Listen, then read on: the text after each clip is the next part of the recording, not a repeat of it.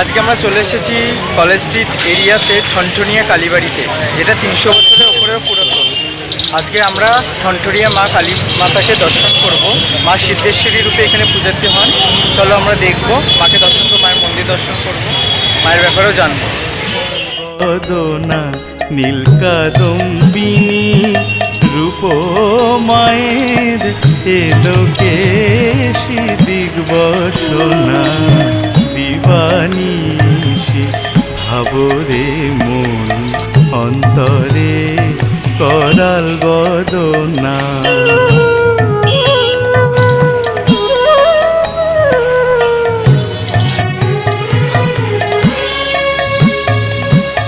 মূলাধারে সহস্রারে বিহরে সে মন জানো না। মূলাধারে সহস্রারে বিহরে সে মন জানো না।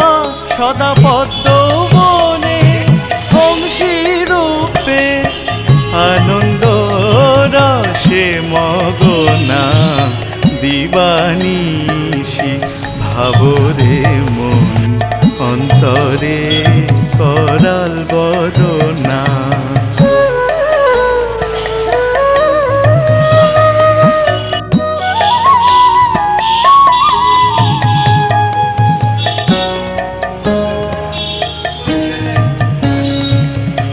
আনন্দে আনন্দময়ী হৃদয়ে করস্থাপনা জ্ঞানাগ্নি জালিয়া কেন ব্রহ্মময়ীর রূপ দেখো না।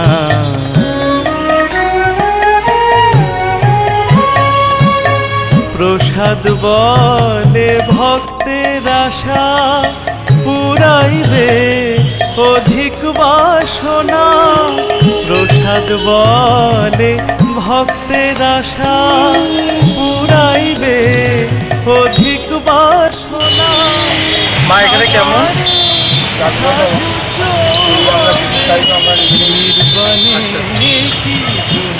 মানে এখানে তোমরা কত বছর ধরে আছো? মাকে দেখছো? সবার ইচ্ছা পূরণ করে মা। মা এখানে কালী পুজোতে কেমন মানে পূজা হয়? সারাদিন মন্দির খোলা থাকে? সারা রাত কটা অব্দি পুজো হয়?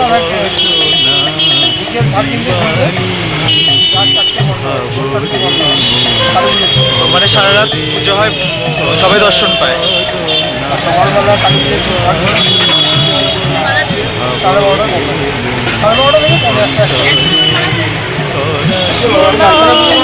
সাকারে সাজুজ হবে নির্বাণে।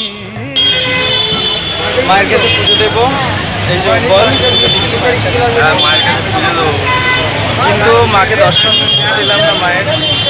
খুব খারাপ লাগছে মনটা। চরণটা পেলাম দর্শন, আর সদাশিব যে মহাকাল তাকে দর্শন করলাম, আর পুষ্পেশ্বর মহাদেবকে পুজো দেবো। চলো দিবানিশি ভাবরে মন অন্তরে করাল বদনা।